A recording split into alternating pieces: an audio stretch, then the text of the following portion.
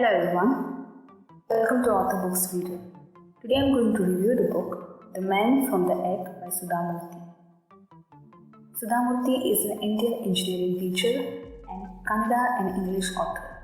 She began her professional career in computer science and engineering. She is the chairperson of the Infosys Foundation and a member of the public healthcare initiatives of the Gates Foundation. So this book is about stories of the Trinity, that is, three faces of God. They are Brahma, Vishnu and Shiva. So this book comes under the section of mythology. The book is divided into three parts. The first part is Omkara Swarupa, in which the author had mentioned the stories of the creator, Lord Brahma. So in this there are two stories. The first story is about Brahma's folly. Lord Brahma is known to be originated from the lotus that emerged from Vishnu's belly button, and he is the creator of the universe. So this is a story about God of love and his wife Rati, who prayed to Brahma and requested him to offer them a bow and arrow that will make anyone to fall in love instantly with the nearest person. One day, when Brahma was creating a beautiful maiden, Manmata, who is the god of love, shot the first arrow at Brahma in order to test the weapon. Soon the arrow started to show the effect. The Lord began to gaze at the maiden intensely. Brahma was not able to take his eyes off her. To his surprise, three heads sprang in all directions. The maiden had no choice. She turned upward, so the fourth head sprang up on Brahma's head. Finally, Shiva interrupted by cutting off Lord Brahma's sky-facing head and cursed him that henceforth he will be worshipped as a four-headed god and will be worshipped in just one place. The second story is a celestial solution. So this is a story of two brothers named Sunda and Apsunda. They were inseparable. They performed penance to praise Brahma. When Lord appeared, they asked for a boon that will allow them to die only by each other's hand and no other. Brahma granted the boon to both of them. Soon they become powerful, and finally people appealed to Brahma to get rid of the monsters. So Brahma created a beautiful and irresistible enchantress named Tilotama. One day, Tilotama ran into Sunda and Apsunda. Both were immensely captivated by her magical beauty. Soon they started to fight as they both expressed their wish to marry her. So in the argument heated, they asked Tilotama whom she wanted to wed to. She responded that she wanted to marry the greatest warrior on the earth. Both brothers decided to have a wrestling match. The match became intense, and at the end, neither of them survived. The second part is Satyam Shivam Sundaram. So in this there are stories about Lord Shiva. There are total 9 stories of Lord Shiva. The first story is the story of Sati. This is the story of Dakshani, who was King Daksh's daughter and got married to Shiva. He had 27 other daughters who got married to moon god Chandra. One day, Daksh decided to invite all his daughters and his son-in-law except Dakshani and Lord Shiva. In spite of not being invited, Dakshani went to her father's place for Yagna alone. At Daksha's place, he insulted Dakshani and Lord Shiva. Humiliated beyond word, she jumped into the sacred fire of Yagna. When Shiva learned of his wife's fate, he created a fearsome avatara, Veerabhadra, and began his divine dance of destruction, Tandava.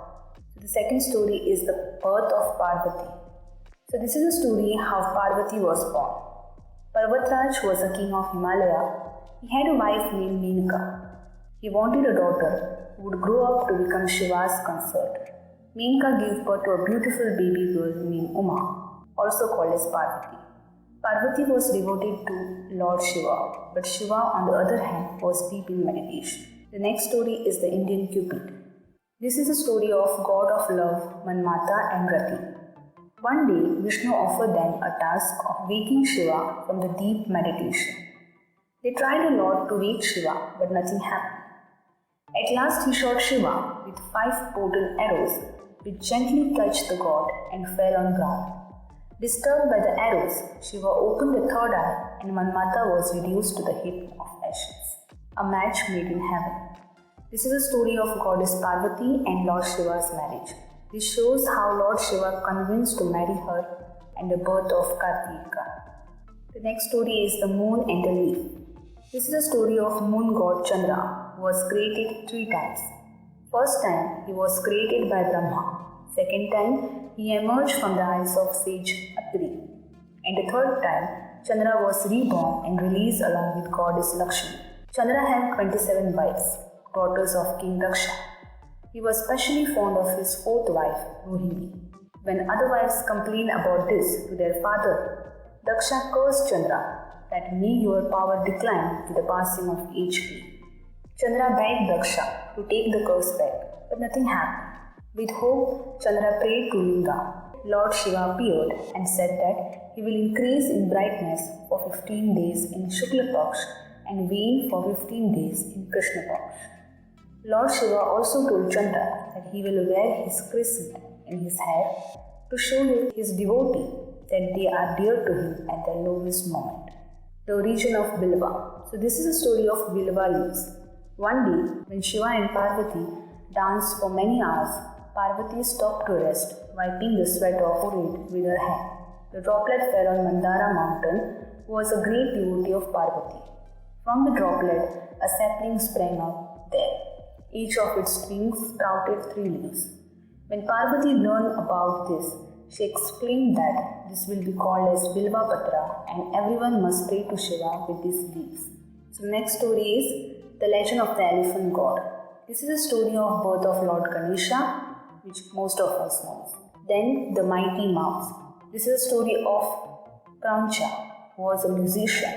One day, when he was walking hurriedly, he stepped on an old sage fruit. The sage cursed Krauncha that he will turn into rodent, will scampers everywhere. Poor Krauncha was transformed into a huge mountain rat. As a rat, he troubled many people. When people had enough, they called Ganesha for help. When Ganesha appeared in front of Krauncha, he pleaded God that he will not trouble anyone, and he wished to become Lord Ganesha's vehicle. So wherever God will be worshipped, he will also be revered. The next story is Durva. This is the story of Durva. Once there was a fire-emitting asura named Analasura. He took the advantage of his power and caused destruction.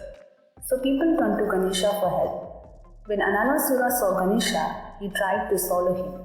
But Ganesha kept growing until he was large enough to swallow the demon.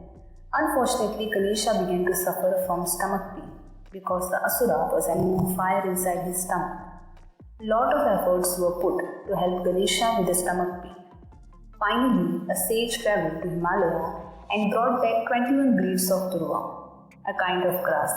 They asked Ganesha to consume them and relieved from the ghastly pain. And from that day onwards, Ganesha loved the durva grass.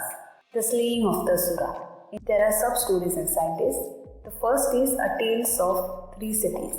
This is a story about Taraka. He had 3 sons named Taraka, Tarakaksha, Viryavana, Vidyutmali. The 3 asuras got killed by Lord Shiva, the elephant demon. This is a story of Mahishasura, who had a son named Gajasura.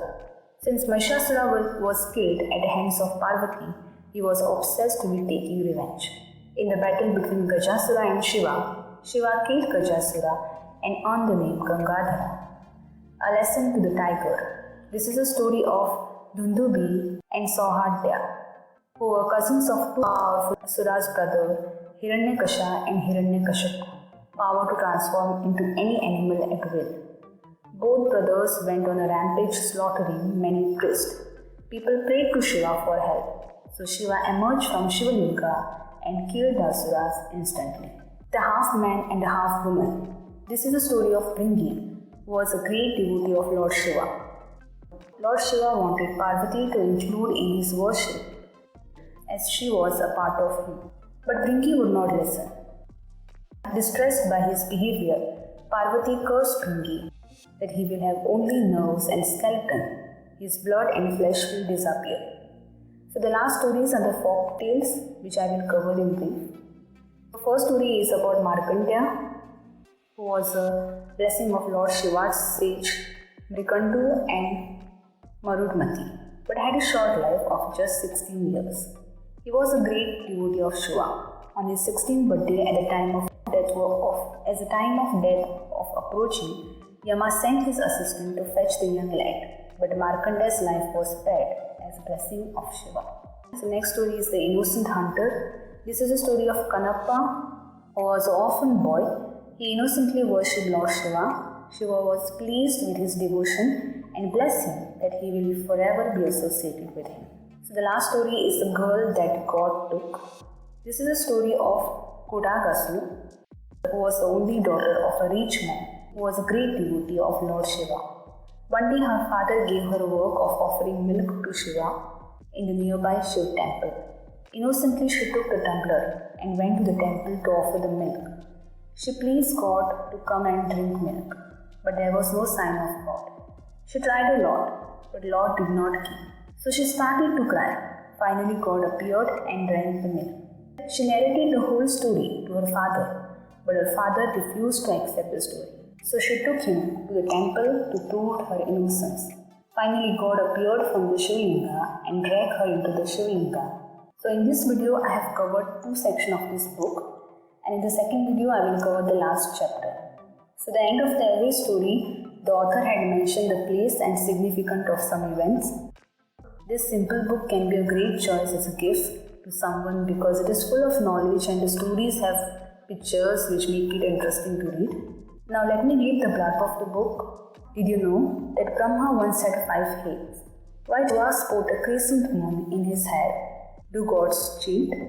The Trinity, consisting of Brahma, Shiva and Vishnu, is the omnipotent trio responsible for the survival of the human race and the world as we know it. They are powerful deities of worship all over India, but what remain largely unknown are some of their extraordinary stories. Award-winning author Sudha Murthy walks by your side, weaving enchanting tales of the 3 most powerful gods from the ancient world. Each story will take you back to the magical time when people could teleport, animals could fly, and reincarnation was simply a fact of life. So thank you so much for watching this video. I will soon be posting the next video, the next part of this book. So till then, take care, bye-bye, and keep reading.